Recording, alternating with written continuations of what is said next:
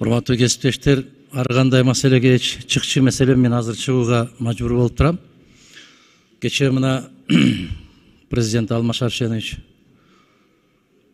боштондукка чыкты. Куттуу болсун, тууган уруктарын, жора жолдошторун куттуктайбыз.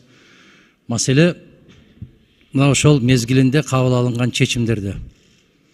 Эгер ошол чечимдерди кимдер кабыл алган болсо, алардын жоопкерчилигинде турат.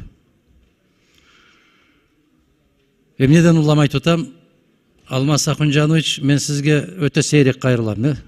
Бул бир жылдан ашып баратат, экинчи жолу кайрылып атсам керек. Себеп 90 депутат кайрыла берип сиздин башыңызды көтөртө койбойт. Себеп бүгүн азыр жогорку сот болот саат 2-де. Кара Суу районундагы Кара Суу базары боюнча жүздөгөн кызыл китеп алган ишкерлер боюнча. Мына ошол бардык жерден уланып келип, акыркысы ушул жогорку сотко келди. Бүгүн жогорку сотто чечим кабыл алынат.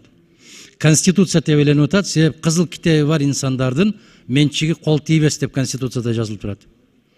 Мен ушуну шашылыш түрдө айтып атканым себеби, эртерээк айтып койбопсуз да деген сөзүңүздү кийин укпайын. Азыр жогорку сотто саат 2-де каралат ушул иш. Карап коюңуздар. Карап коюңуздар, себеп жүздөгөн кишилер ушул кызыл китебин алып келип бизге кайрылып атат. Том болуп кетти кайрылуулар.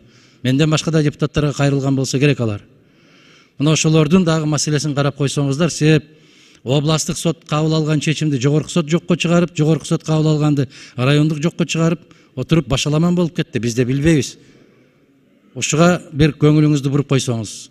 Экинчи жолу кайрылып атам, 1 жылдан ашык мезгилдин ичинде. Рахмат. Ийгилик болсун.